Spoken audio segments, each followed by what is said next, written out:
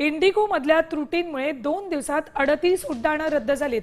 दिल्ली पुणे मार्गावरील उड्डाणांना याचा मोठा फटका बसलाय, मोठा विलंब होतोय। त्यामुळे प्रवासी संतापलेत। इंडिगो मधल्या या सगळ्या गैरव्यवस्थापनाचा फटका प्रवाशांना बसतोय। थेट पुणे विमानतळावरून आढावा घेतला आमचे प्रतिनिधी सचिन जाधव यांनी। या विमान सेवा जी आहे ती गेले 4 ते 5 दिवसापासून विस्कळीत आहे आणि त्यामुळे त्याचा नाहक त्रास जो आहे तो प्रवाशांना बसत आहे।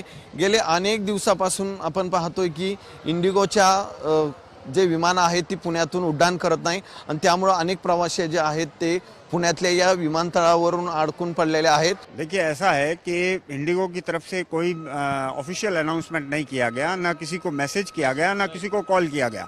हम सुबह जल्दी उठ के आते हैं यहाँ फैमिली के साथ और मालूम पड़ता है फ्लाइट कैंसिल है। उनकी तरफ से किसी प्रकार की कोई व्यवस्था नहीं है, बिल्कुल फ्लाइट कैंसिल है। बस 2 शब्दों में इन्होंने उत्तर दे दिया, टकासा जवाब। 14 तासापेक्षाही जास्त वेळ झालाय आम्ही, आणि 14 तास थांबण्याचं कारणही मी तुम्हाला सांगते। आमची फर्स्ट फ्लाइट होती पुणे टू त्रिवेंद्रम, आणि ती फ्लाइट कॅन्सल झाल्याच्या नंतर आम्ही नंतर नेक्स्ट आणखी बुकिंग केलं आमचं पुणे टू बँगलोर आणि बँगलोर टू त्रिवेंद्रम, कारण आमचे पुढे बुकिंग झालेले होते। आम्हाला ते पैसे वेटच घालायचे होते। काय सांगितलं, काही सांगितलं गेलं नाही आम्हाला, कुणीच काय बोलत नव्हते। फक्त 15-15 मिनिटं अर्धा तासाचं टायमिंग वाढून देत होते आणि ह्याच्या पुढे काही सांगितलं नाही। आणि हेही बोलत नाही ते, आम्ही जेव्हा दुसरं तिकीट बुक करतोय तेव्हा हे बी बोलले नाही, तुम्हाला तेही तिकीट तुमचं तेही प्लेन जाणार नाहीये किंवा काही तुमचं हे होणार नाहीये। कॅमेरामन किरण काजळेसह सचिन जाधव, साम टीव्ही न्यूज, पुणे।